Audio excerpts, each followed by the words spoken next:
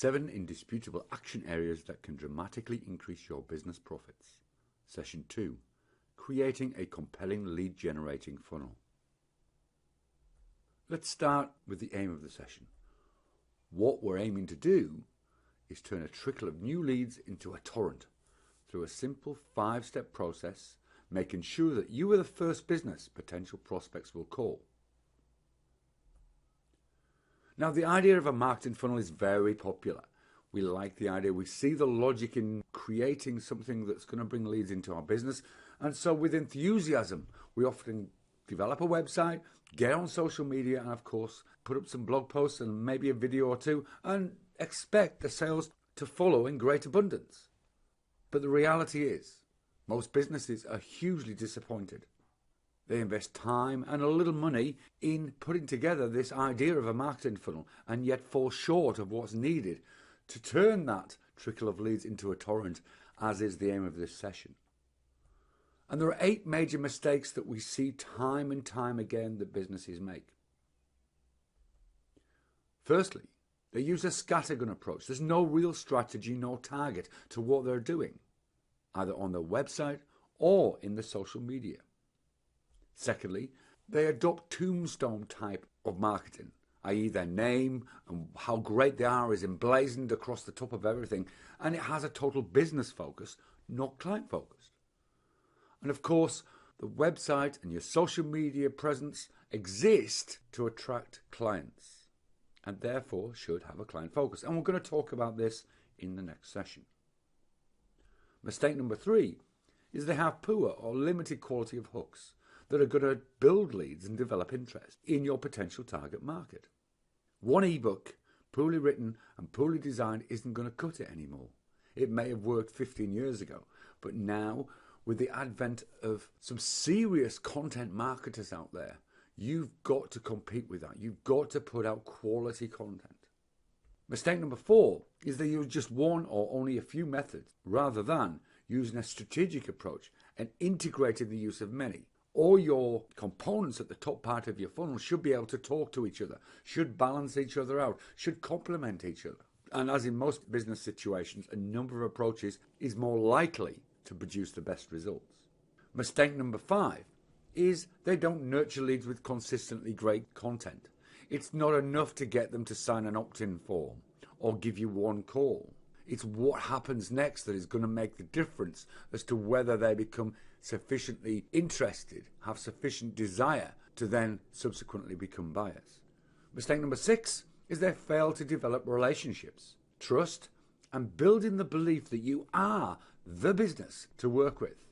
It is not simply good enough to have a social media presence and 2,000 likes on a Facebook page. You need to develop relationships with those people who are looking at your pages for them to subsequently move down your funnel and potentially become sales ultimately. Mistake number 7 is this buy now urgency. So every time that you connect with a client, you're wanting a sale, you're asking for the sale. Remember, it's about developing relationships. It's about developing that place where someone trusts you entirely to give you their hard-earned cash. And probably one of the biggest mistakes we see is there's no balance of focus between getting new leads and retaining existing clients as buyers. Of course, both are important, but the focus tends to be on, well, how can we bring new people into the business? Not how can we look after those who have already used us in the past to make sure they come and buy from us again. So look at those 8 mistakes objectively and your business, and perhaps there's some clues there in terms of what you need to be working on next. There is a simple 5-step approach to developing a marketing funnel, and this is not new information. This is based on standard marketing techniques that have worked for generations. What you need to do is, of course, put them into the context of today and today's market. We're going to talk about today's customer in a future session. But first of all, we're looking to get attention. Now, we do this by not saying how great we are, but looking at how we can solve the problems that clients might have. What is it that we have that gives us an edge? Make sure we're targeted at our right market that are more likely to buy the products or services we offer. And we need to get attention sufficiently to get the message out and enroll them, obviously, as part of our funnel. This may not happen in one hit. And that's why producing a range of hooks which touch different people's hotspots is more likely to get someone to opt in to your funnel at some stage. We need to generate interest as step 2. Reinforce that we know their problem, what their pain is, and of course that we have something special to take that pain away and replace it by pleasure that's going to make the difference for them in their life or their business. And again, in today's market, one of the best ways to do that is through great content, delivered systematically and delivered frequently. Through this, we move on to step 3, which is creating the desire. We're moving towards this desire to have a business relationship with you and ultimately to become a buyer. We're providing constant weight of evidence that we're the business who can help. Through offering solutions, through offering points of difference, through offering great content on a regular basis, that desire increases until someone is compelled sufficiently to action to move from being a prospect to a paying customer. Now, of course, I've already referenced the idea of looking after those that have already bought before, so we need to repeat this. So part of our approach within our marketing funnel is we've provided a great solution, let's repeat the process, looking at the next problem that your particular target market may have. And of course, you've got the advantage of this stage of already developing some trust if that solution has been a good one. Once again, if we look at where businesses fail, it's because they don't engage in all steps completely and consistently. So what should the top end of your funnel look like in practical terms?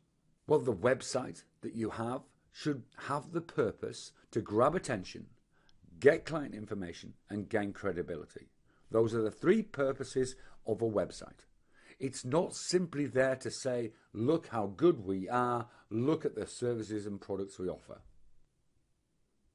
Secondly, we need to have meaningful content on our website and other media we use to get our message out there. So be it YouTube or Facebook or LinkedIn or Twitter, all that content has to be meaningful. It has to be responsive so people can look at it in different devices and easily deliverable. And once again, just to say, this is not just an ebook.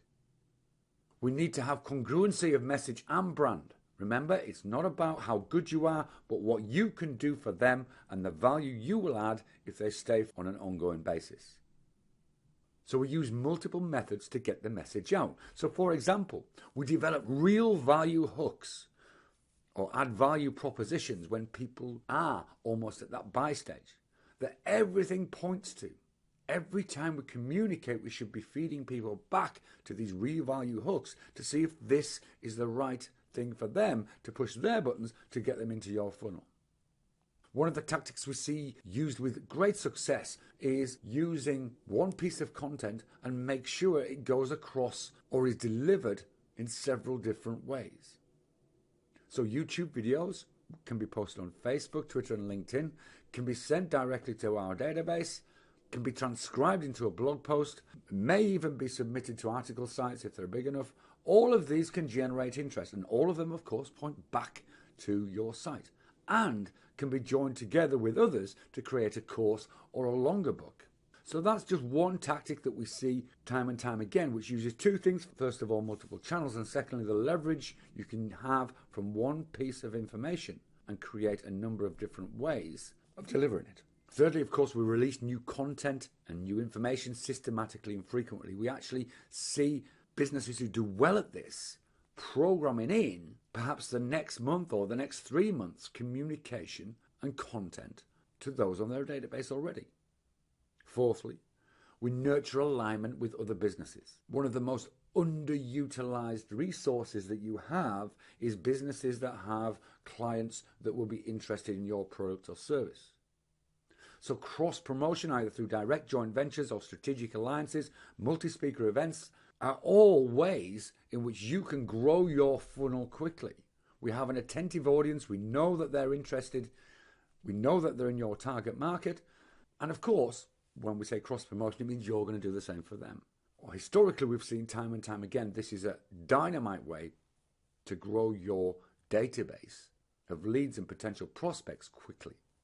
Of course, we continue with organic growth methods, such as using SEO and AdWords. And then we can look out traditional advertising has perhaps lost its popularity in terms of being talked about, but nevertheless still has a place to play. Perhaps becoming part of a coupon site is another way to gain some leads quickly. You sell them something at the bottom end at a reduced discounted cost and then work hard at retaining them as a customer going forward. So those are just a few things that we can work on to start making that top end of your funnel be something that gathers leads from a number of different sources and gathers them rapidly. Of course, we're scratching the surface with this, and there are courses that we're going to put on in the future which are going to be more intense and more detailed in terms of what you can do. But for now, those should be things which you can objectively look at against what you're doing in your business and start to make some judgments. Finally on this, of course, we need to measure the impact of everything we do.